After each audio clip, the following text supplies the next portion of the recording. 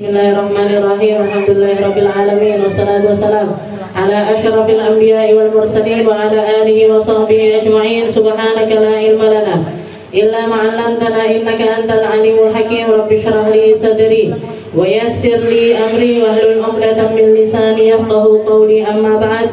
Alhamdulillah ala ni'matil Islam, alhamdulillah ala ni'matil iman, wa kafa biha min ni'mat. Alhamdulillah, segala puji bagi Allah Subhanahu wa taala. Allah Subhanahu wa taala mengatakan di dalam Al-Qur'an, hal yastawil ladzina ya'lamuna wal ladzina la ya'lamun. Allah taala mengatakan di dalam Al-Qur'an, apa bisa sama orang yang ngerti dan orang yang enggak ngerti, orang yang berilmu dengan orang yang enggak berilmu, orang yang faham dengan orang yang enggak faham, orang yang punya rasa cinta dengan orang yang enggak punya rasa cinta. Mereka enggak mungkin sama. Seseorang yang memiliki sesuatu di dalam hatinya kepada sesuatu yang lainnya, responnya mesti enggak sama dengan mereka-mereka yang enggak punya interest atau mereka-mereka yang enggak punya rasa. Rasa ini adalah kelanjutan dari ilmu. Ilmu yang Allah Subhanahu wa taala turunkan lewat terutusnya Nabi kita Nabi Muhammad sallallahu alaihi wasallam, yang bahkan Nabi Muhammad mengatakan, wa bidzalika ursiltu, aku itu diutuskan untuk menebarkan ilmu. Di dalam hadis yang lain Nabi juga mengatakan, innama bu'ithtu mu'alliman, saya ini diutus sebagai seorang guru. Profesi utamanya Nabi adalah guru. Profesi utamanya Nabi di atas profesi-profesi yang lain, di atas pekerjaan-pekerjaan yang lainnya, terutusnya Nabi Muhammad adalah untuk fokus mengajar kepada umat manusia, ngajarkan kebaikan, ngajarkan adab, ngajarkan akhlak, ngajarkan untuk bisa kenal dengan Allah, ngajarkan untuk lebih dekat kepada manusia-manusia. Wa bidzalika ursiltu, katanya Nabi, karena itulah aku diutus. Makanya ketika Nabi, bahkan ini mungkin salah satu hadis atau salah satu kisah yang paling sering kita ketahui, yang paling sering kita dengar, setiap kali Nabi Muhammad datang ke satu kaum atau satu masjid atau satu tempat, di situ ketemu dengan dua kelompok. Satu kelompok yatadzakkaruna fil halali wal haram, satu kelompok lagi membahas perkara halal haram, kelompok yang lainnya lagi minta doa sama Allah Ta'ala, lagi yadhkurunallah, mereka lagi berzikir, nginget-nginget Allah, nginget-nginget tentang dosa-dosa mereka, nginget-nginget tentang anugerah-anugerahnya Allah Ta'ala. Maka setiap kali Nabi ketemu dengan dua kelompok yang semacam ini, Nabi Muhammad memilih untuk duduk di tempat yang di situ membahas tentang halal dan juga haram. Ketika ditanya sama para sahabat, kenapa ya Rasul? Katanya Rasulullah, kata Rasulullah, kilahuma fi khair. Dua kelompok ini sama-sama kelompok yang baik, sama-sama ngajak kepada kebaikan, sama-sama akan mendapatkan ganjaran yang baik di sisi Allah Ta'ala. Tapi yang ilmu, yang bahas tentang ilmu, wa amma haula fayata'allamuna yafqahuna al-jahil haula'i afdol. Katanya Nabi, sedangkan kelompok yang satu yang bahas halal haram, yang bahas halal haram ini keafdoliahannya tidak terbantahkan. Mereka lebih unggul dibandingkan kelompok yang satunya. Maka karena itulah saya diutuskan. Orang kalau belajar di tempat yang di situ ada ilmunya, yang dulunya nggak ngerti jadi ngerti, yang dulunya nggak paham jadi paham, yang dulunya piye to carane, gimana adabnya, gimana harusnya. Ketika mereka belajar ilmu tentang hal tersebut, akhirnya hilang, rasa gimana-gimananya itu tadi hilang.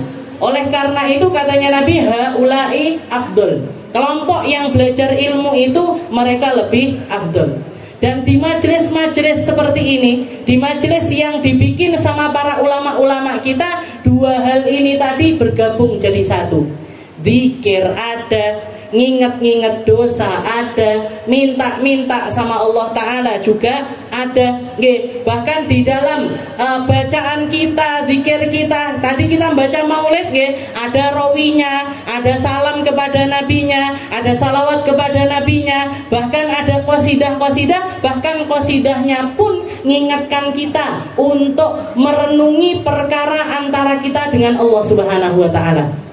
Merenungi apa yang terjadi antara kita dengan Nabi kita, Nabi Muhammad sallallahu alaihi wasallam. Kita minta sama Nabi, lakas syafa'ah ya Rasul, yang punya syafaat cuman jenengan ya Rasul. Saya ini abdun musiun mudnibun dzujara'irin. Saya ini hamba pendosa, banyak dosa, sukanya ngulang-ngulangin dosa, bahkan enggak pernah kapok untuk mengulang-ulang dosa tersebut. Lek boten jenengan antarkan menuju Allah dengan syafaatmu, kita mau nyari jalan lewat mana?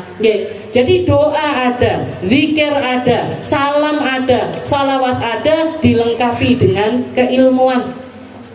Dilengkapi dengan keilmuan, sehingga majelis-majelis semacam ini gak mungkin tertolak di sisi Nabi, gak mungkin ditolak di sisi Rasulullah Sallallahu Alaihi Wasallam. Kalau kita sodorkan kepada Nabi, Nabi ketika ketemu dengan dua pilihan ini, Rasulullah bukannya pergi tapi duduk di salah satunya.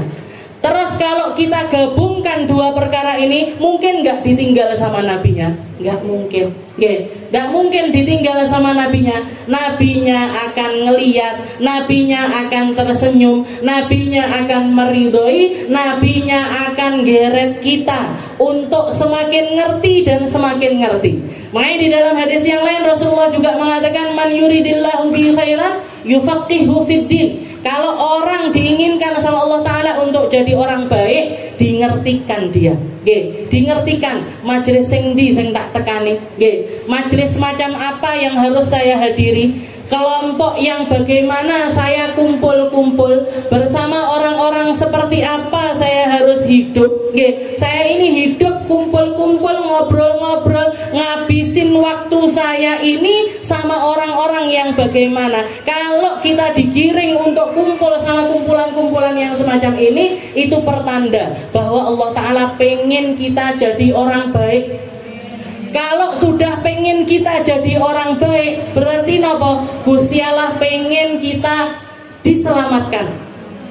Kalau sudah kita diselamatkan, ngapain? Allah Ta'ala pengen kita masuk di dalam golongan orang-orang yang mencicipi surganya Allah Subhanahu wa Ta'ala. Man yuridillahu bi khairan yufaqihu fiddin. Makanya sampai dikatakan humul qaum la yashqa bihim jalisuhum. Kelompok-kelompok macam ini yang kalau kita depel-depel deket aja, depel-depel deket aja, tidak akan pernah disia-siakan sama Allah Subhanahu wa Ta'ala. Seperti kisah, salah satu kisah Rasulullah pernah menceritakan, innalillahi malaikatun sayyarah. Allah Ta'ala itu punya malaikat-malaikat yang tugasnya itu kayak sayyarah. Sayyarah niku mobil, kayak satu kendaraan. Apa yang mereka cari? Mereka nyari dari atas langit, mereka melihat ke atas bumi. Dilihat tempat-tempat yang bercahaya. Tempat-tempat yang bercahaya ini tempat-tempat yang bagaimana? Yang dipakai sujud, yang dipakai ngaji, yang dipakai zikiran, yang dipakai nginget-nginget Allah Ta'ala, nanti dituruni, diparani. Keliling dari satu majelis ke majelis yang lainnya. Setelah itu laporan sama Allah Ta'ala, ya Allah, neng kampung dalem, neng Tulungagung, neng burine toko El Sagap. Ini udah direkam napa dereng? Oh sampun. Jadi lengkap, istilahnya. Oh panggone neng kono, di sana di kampung dalam sana ada orang-orang yang lagi duduk zikiran, ada orang-orang yang lagi ngaji, ada orang-orang yang lagi nyebut-nyebut tentang Nabi Muhammad Sallallahu Alaihi Wasallam. Katanya Allah Ta'ala mengatakan, ampuni, aku akan mengampuni mereka semuanya. Katanya malaikat, tapi ada orang-orang yang cuman kebetulan lewat aja. Ada orang kebetulan lewat, nengok, akhirnya melok linggo. Dapat ampunan juga enggak ya Allah? Dapat, kasih juga. Ada yang enggak khusyuk, ada yang mek riwa-riwi. Piye, diampuni apa enggak? Ampuni sekalian. enek sing mek masak-masak tok. Noto-noto piring, noto-noto minum, noto-noto apa segala macam yang harus ditata, sehingga mereka nggak bisa khusyuk untuk mendengarkan. Gimana ya Allah, diampuni ndak? Ampuni pisan. Ada yang tukang parkir gimana? Tukang parkir pisan ampuni. Humul qaum la yashqa bihim jalisuhum. Mereka adalah satu kaum yang diampuni sama Allah Ta'ala, dan siapapun yang dekat kepada mereka akan ketularan ampunannya, akan ketularan anugerahnya, akan ketularan pahalanya, akan ketularan kebaikan-kebaikan mereka. Humul qaum, duduk tak nyedek tak, ndak khusyuk ritek, ngantuk ritek, bahkan mungkin tidur sekalipun panggah diampuni sama Allah Subhanahu wa Ta'ala. Tapi nggih saya jangan ditinggal tidur. Oh turu ya panggah diampuni, Kaminah tinggal turu ae. Nah, angel iki. Nggih, kula tak turu pisan nek ngono. Alhamdulillah, kita lanjutkan pembahasan kita di dalam kitab Ibanah wal Ifadah. Salah satu kitab fikih praktis, salah satu kitab yang membahas tentang haid, fi ahkamil haid wal nifas wal istihadah ala madhabil Imam Syafi'i li Sayyid Abdurrahman bin Abdullah bin Abdul Qadir As-Segaf. Salah satu kitab yang saya pelajari ketika di Hadramut dulu. Saya belajarnya juga nggak sengaja ini Bu, karena saya itu bukan anak yang rajin-rajin banget. Kebetulan punya kakak rajin luar biasa ngadeg nang kono. Setelah itu punya teman sekamar juga luar biasa pinternya. Adiknya Ustazah Halimah Alitrus, namanya Kak Enca, Kak Aisyah Alitrus. Berangkat ke Hadramut itu kitab Zubat, nadomnya Zubat sudah hafal beliau.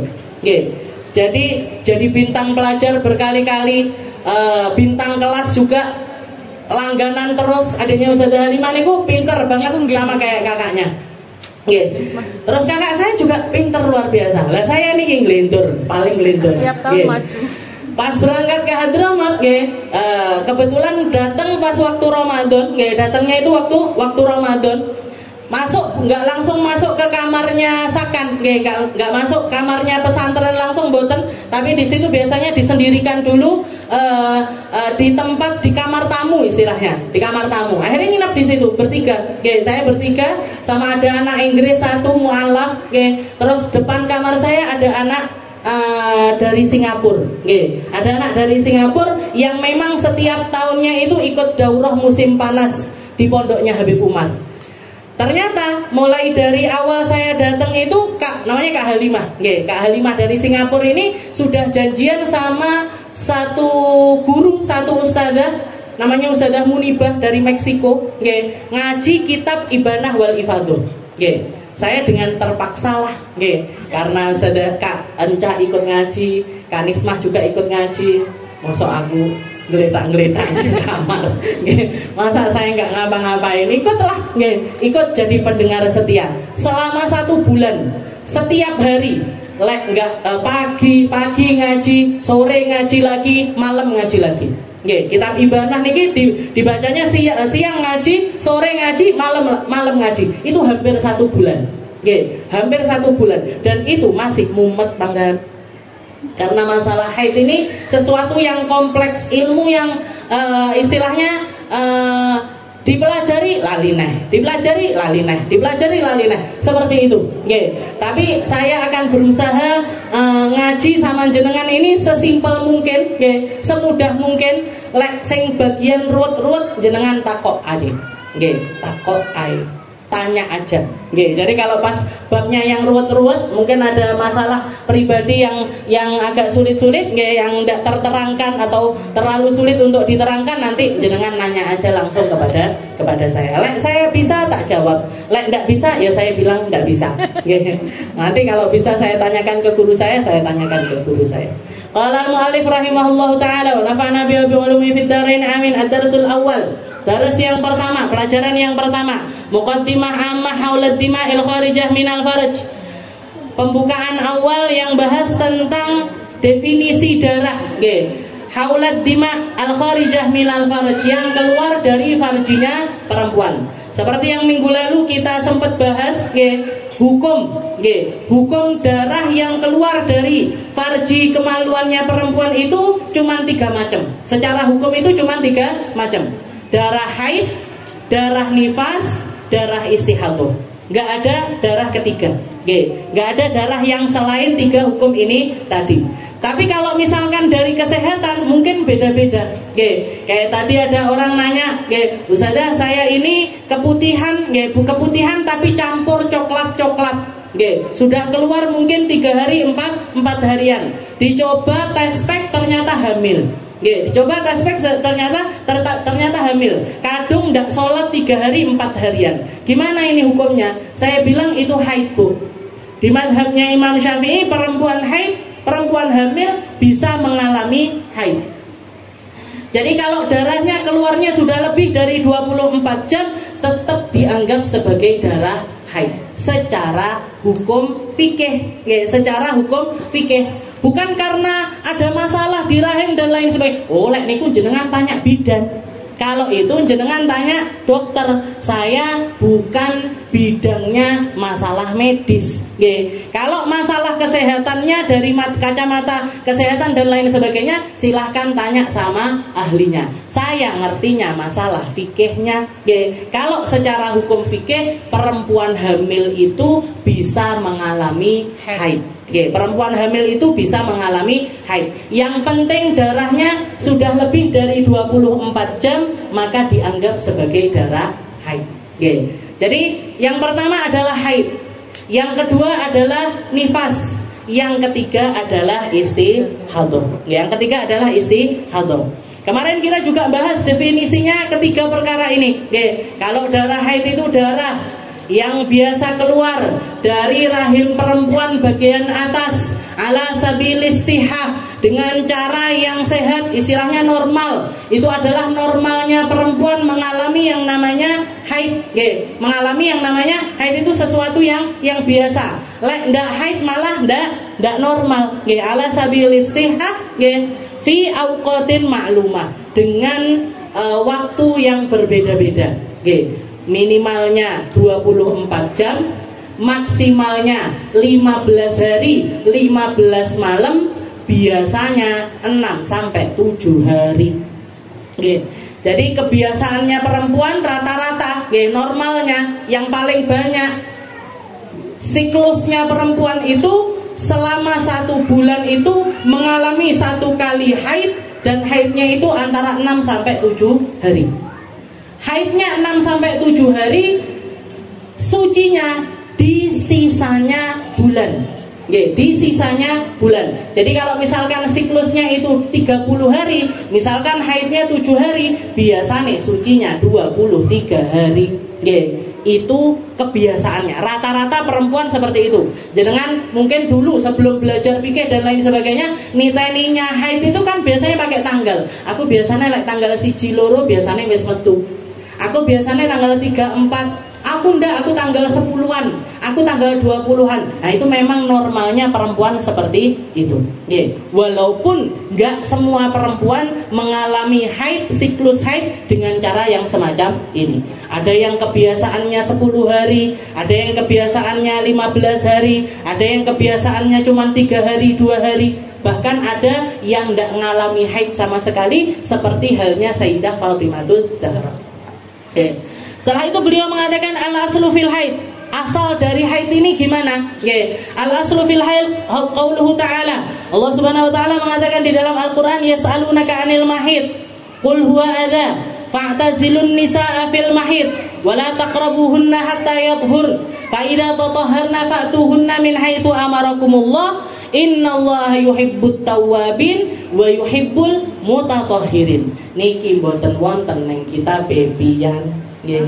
Nggak ada di kitabnya. Ojo digoleki. Jadi dikatakan asal, dalilnya adanya haid ini apa? Dalil adanya haid ini gimana? Allah Subhanahu wa taala pertama para sahabat itu nanya. Para sahabat itu nanya, datengin Nabi. Mereka nanya, ya Rasul, mal haid? Apa itu haid ya Rasul? Haid itu apa dan kita harus gimana kita memperlakukan perempuan-perempuan kita ketika mereka haid itu seperti apa? Seperti apa? Maka turun ayat ini. Yas'alunaka 'anil mahid. Wahai Muhammad, para sahabatmu nanya kepadamu. Tetap pakai wasilah Rasulullah Shallallahu Alaihi Wasallam. Yas'alunaka. Mereka nanya kafnya itu domir khitab, kata ganti yang menunjukkan kepada Rasulullah Shallallahu Alaihi Wasallam. Mereka nanya kepadamu wahai Muhammad tentang perkaranya haid. Katakan kepada mereka, huwa ada, itu adalah sebuah kotoran. Haid itu kotoran wahai Muhammad. Kotoran yang memang harus dikeluarkan dari tubuh seorang perempuan. Kenapa? Karena perempuan itu desain badannya memang didesain untuk nantinya melahirkan, untuk nantinya punya anak. Maka mereka dianugerahi sama Allah Ta'ala organ di dalam tubuhnya yang gak dimiliki sama laki-laki, yaitu rahim.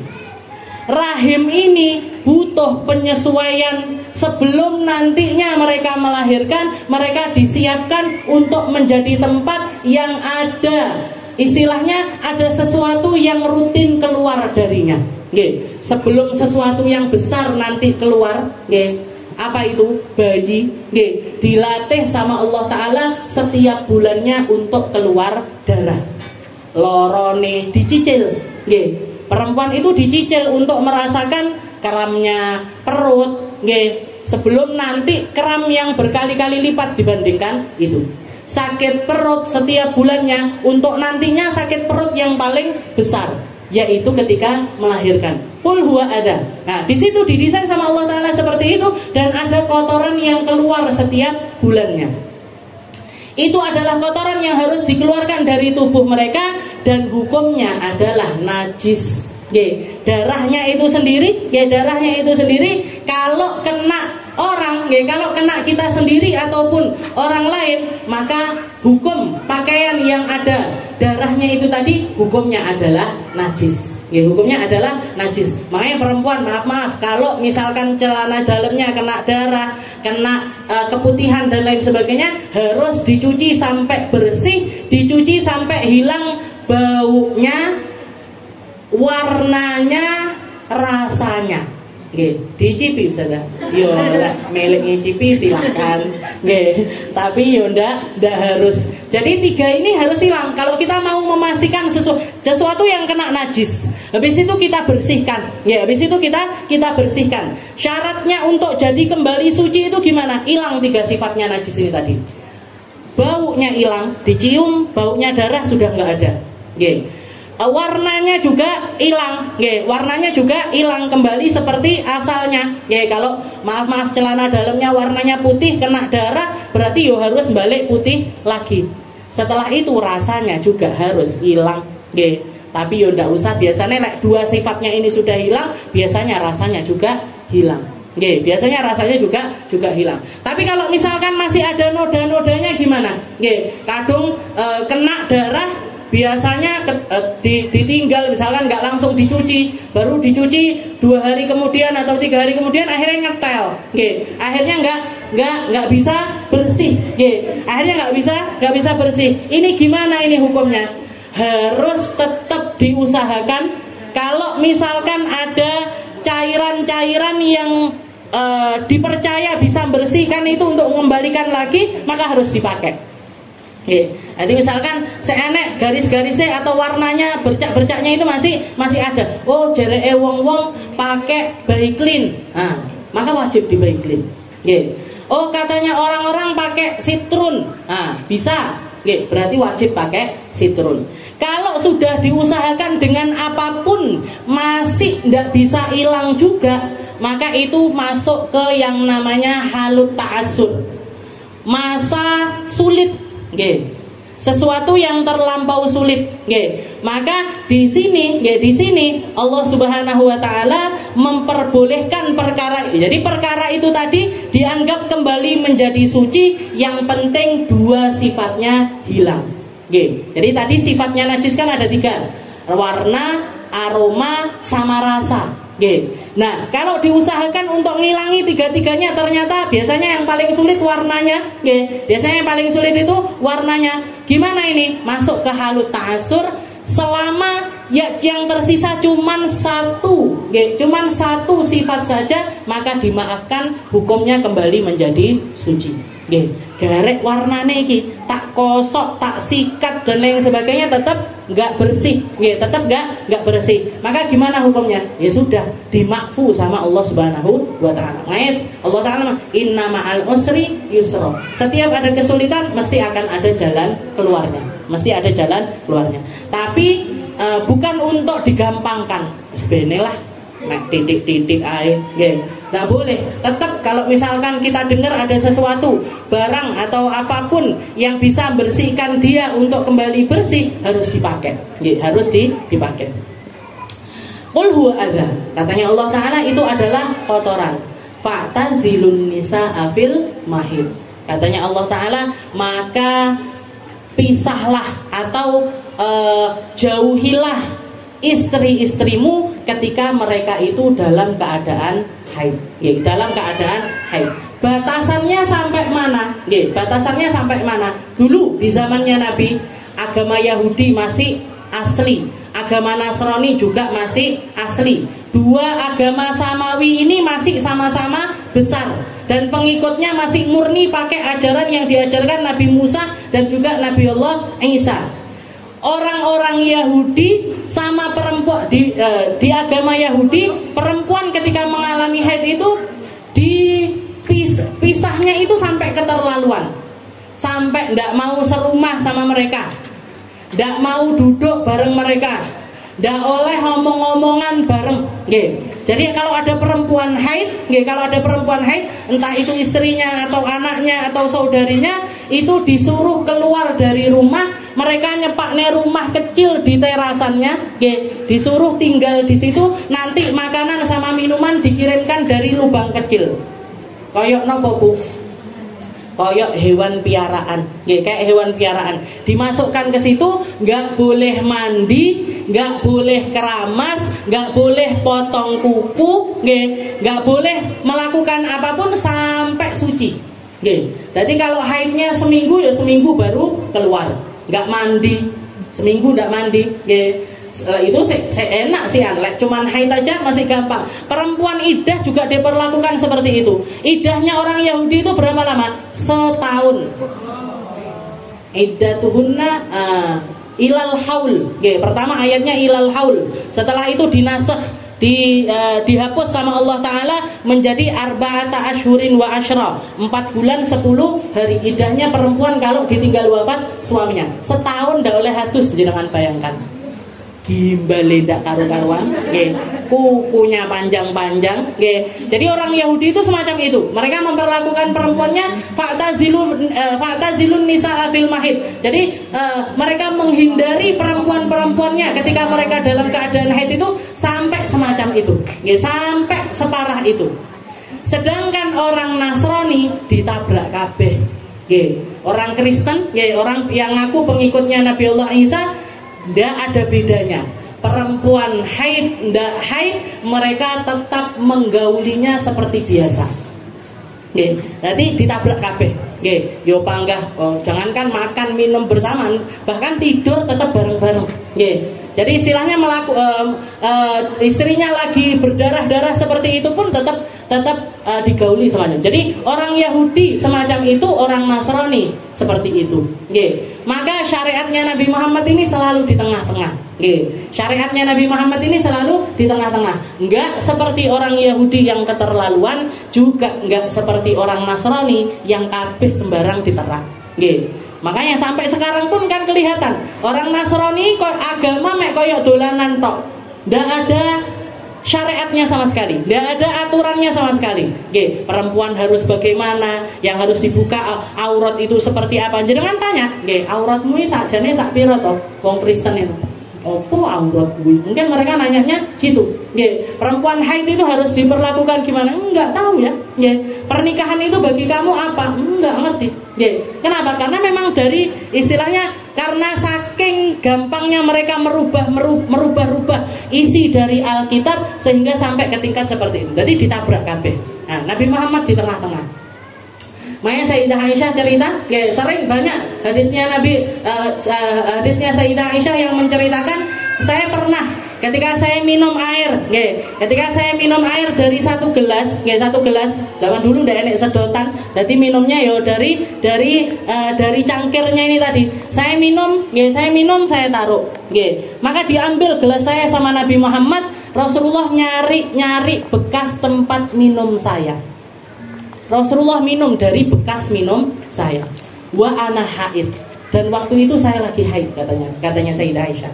Pernah juga Rasulullah tiduran di pangkuan saya, ngaji, baca Al-Quran di pangkuan saya. Wa ana haid, dan saya juga lagi haid. Jadi saya lagi haid, saya tetap ngobrol sama Nabi, duduk sama Nabi. Bahkan Rasulullah tidur di pangkuan saya sambil ngaji, sambil baca Al-Quran, sambil ngaji, sambil baca Al-Quran, padahal saya dalam keadaan haid. Nah, ini nunjukkan kalau apa? If'alu kulla syai'. Jadi patokannya agama Islam, lakukan semua hal, perlakukan perempuan-perempuanmu seperti biasanya mereka, illa alla tata'u, kecuali yang satu hal, yaitu nggak boleh bersenggama, nggak boleh melakukan hubungan suami istri. Kuitak sing liyane oleh. Selain itu semuanya boleh. Ini jalan tengahnya. Makanya dikatakan wala taqrabuhunna hatta yathur. Katanya Allah Ta'ala, jangan kamu dekati mereka sampai mereka suci. Yang dimaksud suci ini apa? Yang dimaksud suci darahnya berhenti dan mereka sudah mandi suci, maka silahkan, silahkan lakukan seperti apa yang kamu lakukan bersama istrimu. Wala taqrabuhunna hatta yathur. Jadi yang dimaksud yathurun di sini, hatta sampai mereka suci itu bukan cuman berhenti aja darahnya. Kalau di mazhabnya Syafi'i, walaupun ada khilaf di mazhab yang lain mengatakan pokoknya getihe wis mandek oleh, tapi di mazhab kita nggak boleh. Selesai darahnya, bersih darahnya, dan cara tahu bersihnya darah itu seperti yang sering saya katakan, ngambil 2 kapas, satu dimasukkan sedikit ke bagian kemaluan, yang satunya lagi kita ludahin. Kalau sudah sama-sama putih bersih, baru suci. Kalau masih kelihatan kuning, jangan buru-buru mandi. Kelihatan keruh, jangan buru-buru mandi. Apa neh se abang, apalagi masih merah, ojo kesusu mandi. Jadi tunggu sampai bersih, sampai nggak ada warnanya sama sekali. Sayyidah Aisyah itu pernah mengatakan khairun nisa'i nisaul ansor, sebaik-baik perempuan itu perempuan ansor. Al-haya, rasa malu mereka tidak mencegah mereka untuk belajar ilmunya Allah. Mereka perempuan itu kan punya rasa malu yang lebih besar daripada laki-laki. Perempuan dulu tapi perempuan saiki jadi perempuan itu punya rasa malu yang lebih besar dibandingkan perempuan. Katanya Sayyidah Aisyah, perempuan-perempuan Ansor itu malu, mereka pemalu, tapi rasa malunya mereka nggak bikin mereka itu nggak mau belajar. Bahkan yang demo datengin Nabi, ya Rasul, laki-laki ghalabanar rijal, laki-laki dapat porsi ngaji akeh ya Rasul. Bar subuh ngaji sama jenengan, bar duhur ngaji neh, bar asar ngaji neh, bar maghrib anek ngaji neh, bar isya anek ngaji neh. Kita nahnu ma'syaran nisa, kita perempuan ini istilahnya aturannya agama untuk perempuan yang terkhusus itu lebih banyak. Tapi kok duduknya jenengan sama kita itu malah sedikit. Demo perempuan-perempuan Ansar itu minta jatah ngaji sama Nabi. Akhirnya dijanjikan sama Nabi setiap seminggu sekali duduk khusus majelisnya perempuan. Khusus majelisnya perempuan, Rasulullah bahas perkara-perkara syariat yang terkhusus untuk perempuan di majelisnya perempuan. Di majelisnya perempuan. Dan Sayyidah Aisyah ini pernah didatangi perempuan Ansar, datang maaf bawa celana dalam, jajal jenengan Nggih, teko ning majelis marani saya. Saya katokku warnane ngene. Nggih. Ini masih gimana ini? Ini bukan cuman ke guru perempuan, tapi datangnya ke Rasulullah Shallallahu Alaihi Wasallam. Datengin Nabi bawa celana dalamnya. Dilihat sama Sayyidah Aisyah, dilihat sama Sayyidah Aisyah, dilihat ternyata masih kuning-kuning, masih keruh-keruh. Katanya Sayyidah Aisyah, la ta'jilna, jangan buru-buru mandi suci. Intal diri hatta tarayyannal qussatal baydo. Tunggu sampai warnanya putih bersih. Tunggu sampai warnanya putih bersih. Perempuan-perempuan Ansor itu kalau nanya sama Nabi Muhammad sampai detail. Nanya perkara mandi. Ya Rasul, caranya mandi suci itu gimana? Pertama ambil air, basuhan sebelah bagian kepalamu sampai ke sela-selanya. Habis itu bagian kanan depan, habis itu kiri depan, habis itu kanan belakang, habis itu kiri belakang. Tutup dengan taruh kapas di situ. Taruh kapas di situmu. Katanya perempuan ini, di situ di mana ya Rasul? Di situ. Rasulullah ngomong di situ. Di situ di mana ya Rasul? Jadi sampai Rasulullah yang malu untuk jawab, manggil Sayyidah Aisyah, ngomong-ngomong iki ora paham-paham. Bilangin ini orang ini nggak paham-paham. Kayak gimana? Akhirnya dipraktekkan sama Sayyidah Aisyah. Sama Sayyidah Aisyah diambilkan kapas, dikasih parfum. Ini loh yang dimaksud sama Nabi. Kapas, kasih parfum di atasnya, masukkan ke situmu. Situ mana? Saya tekok sih. Di situ, di tempat keluarnya darah. Di situ. Jadi penyempurna dari mandi suci yang diajarkan sama Nabi niku, begitu kita selesai mandi sudah bersih semuanya, itu ambil kapas, kasih parfum, tapi parfumnya jangan yang ada alkoholnya, kok perih, sing bibitan yang asli, rodok larang ndak popo, habis itu nggak harus dimasukkan, nggak harus dimasukkan, tapi usapkan di bagian bibirnya kemaluan, lahaya fiddin. Jadi saya nerangkan ini istilahnya nggak boleh malu-malu, dan istilahnya saya lebih nggak malu karena jenengan yo wedok kabeh, koyoke tapi enek wong lanang sitok di belakang. Pakli saya. Fa'idha tataharna fa'tuhunna min haitsu amarakumullah. Katanya Allah Ta'ala, kalau sudah suci silahkan datangi mereka seperti yang diperintahkan oleh Allah Ta'ala. Innallaha yuhibbut tawwabin wa yuhibbul mutatahhirin. Semua ini diaturkan sama Allah Ta'ala karena Allah Ta'ala senang sama hambanya yang selalu bertaubat. Salah tobat neh, salah ndak salah tobat terus. Istighfar satu diiringi istighfar yang lainnya, ampunan satu diiringi ampunan yang lainnya. Allah Ta'ala senang sama hambanya yang hidup selalu untuk bertobat, yang hidup sama tobat, hidup sama tobat. Salah ndak salah, merasa salah ataupun tidak merasa salah, merasa berdosa ataupun tidak merasa berdosa, mereka terus-terusan minta ampun sama Allah Subhanahu wa Ta'ala. Makanya majelis ini, kalau jenengan tanya majelis ini bare kapan kiamat, buka setengah dino ya. Jadi sampai saya mati, jenengan mati, ini majelis bismillah insya Allah kita teruskan. Insya Allah. Jadi belajar sampai kapan? Sampai mati. Mau itu matinya dengan kiamat kubro ataupun kiamat sugro, kiamat besar, tempat waktu tergoncangnya bumi dan lain sebagainya. Begitu juga dengan mati kiamat sugro, kiamat kecil. Apa itu kiamat kecil? Kiamat kecil yang akan mendatangi kita semuanya, yaitu kematian. Sampai awal dewe dimatikan sama Allah Ta'ala. Ini belajar taubat, istighfar, sholawat, salam. Kapan selesainya? Nggak enak selesainya, nggak ada di end-nya. Di end-nya kalau nafas kita diambil sama Allah Subhanahu wa Ta'ala. Innallaha yuhibbut tawwabin. Allah Ta'ala cinta sama orang-orang yang sukanya taubat, wa yuhibbul mutatahhirin, dan senang sama mereka-mereka yang perhatian sama kebersihan, yang bajunya bersih, yang pakaiannya bersih, yang tempatnya bersih, yang kamarnya bersih, yang rumahnya bersih. Allah Ta'ala senang. Wa yuhibbul mutatahhirin. Allah Ta'ala senang sama mereka-mereka yang bersih. Dan bersih-bersihnya ini versinya Allah Ta'ala. bukan versinya kita. Nggih, karena ada orang yang saking senenge kebersihan, nggih, orang sekarang, ya orang zaman ini penyakitnya orang-orang zaman sekarang. Setelah ditemukan obat, setelah ditemukan pemutih, setelah ditemukan sabun dan lain sebagainya, lebay di dalam bersih-bersihnya. Nggih, lebay. Jangan pernah dengar skincarean tuh 12 layer, pernah dengar? Sabunan eneh, toneran eneh, serum, tambah iki sampai 12 layer. Nggih. Iki nggih nyapo.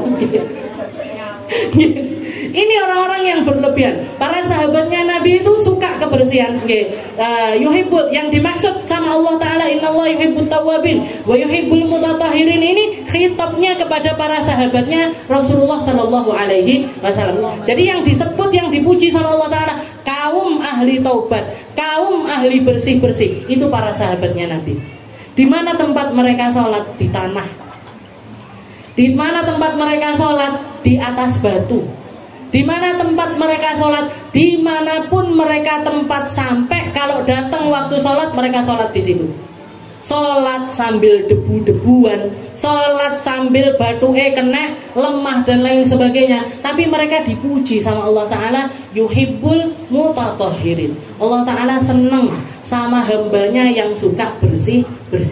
Jadi bersih ini juga harus, istilahnya orang suka kebersihan, iya, tapi terlalu bersih sampai nggak mau kotor, itu nggak diajarkan di dalam syariatnya Rasulullah Sallallahu Alaihi Wasallam.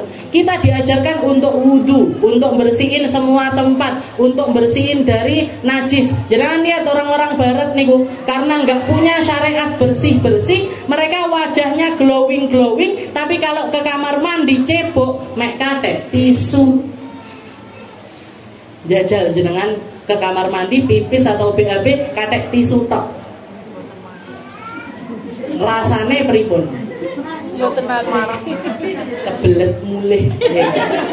Kebelet mulih karena risih, karena kita biasa pakai air, karena kita biasa pakai air. Orang-orang itu, saya bahkan pernah baca, ada satu kisah orang di barat sana, di daerah barat sana, masuk Islam gara-gara celana dalam.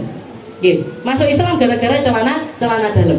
Jadi ada tukang bersih kos-kosan di daerahnya orang Kristen, di daerah dekat kampus gitu, itu dia itu bagian laundrynya anak-anak mahasiswi yang ada di tempat tersebut. Setiap hari masuk dari satu kamar ke kamar yang lain, ngambili baju kotornya mereka. Si bapak ini tadi, karena setiap hari melakukan yang seperti itu, dia tahu-tahu datengin satu mahasiswa, kalau nggak salah orang Iran atau orang Irak, pokoknya agamanya Islam. Ditanya sama dia, kamu itu orang dengan hidup seperti apa sih?